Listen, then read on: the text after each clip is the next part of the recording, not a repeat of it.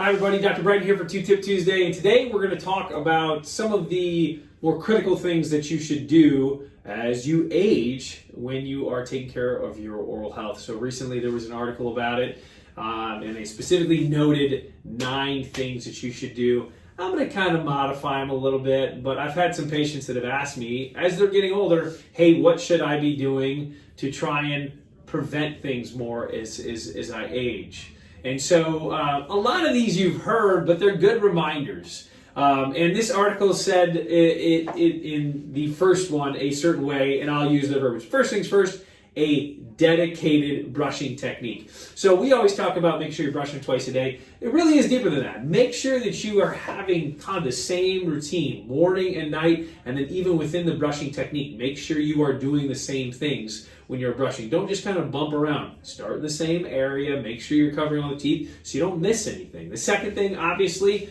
flossing. Make sure that you are flossing daily. Now we've talked about that too. Ideally, I recommend you do it at nighttime, but with that too, make sure you're using the right techniques so you're not hurting your gums. Make sure you're using the right tools so you're also not hurting the gums. String floss is still the gold standard.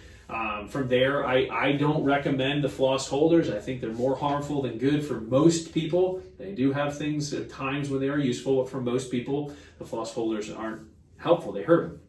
But having a flossing technique daily. Secondly, a fluorinated toothpaste. Over the counter works for many. Prescription strength is necessary for many. Make sure you're using the right one.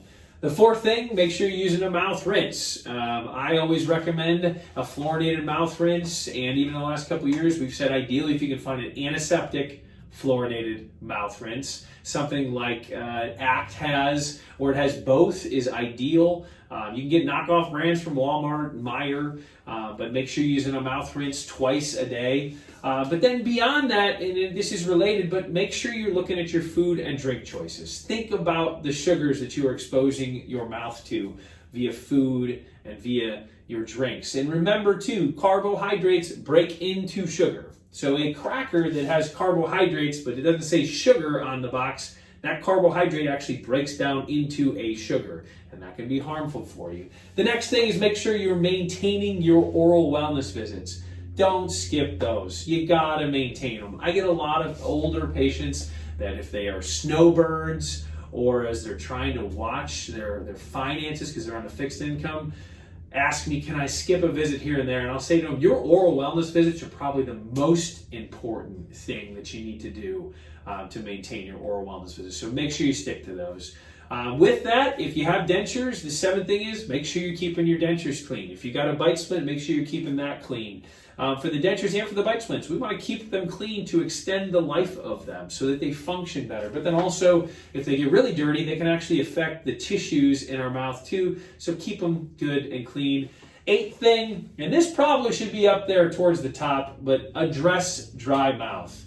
As we age, our spit glands don't work the same way. Additionally, most of us are on some degree of a medication as we age, and with that, dry mouth comes. And we know that dry mouth is the #1 cause of cavities, #1 cause of gum disease. So we want to stay ahead of the dry mouth. We need to address that. And then the last thing that this particular article mentioned, which is a little bit difficult for you, but I do it for you. So this goes back up to number 6 and making sure that you make your oral wellness visits, but make sure that you get your screens for cancer. So that's my Two Tip Tuesday for you. 9 things that you could really think about to improve your oral health as you're aging. I hope you find it helpful. If you have any questions about it, please reach out. I can even give you that article to read, but I hope you like that. So have a great rest of your Tuesday. Have a wonderful rest of your week. Thanks for tuning in.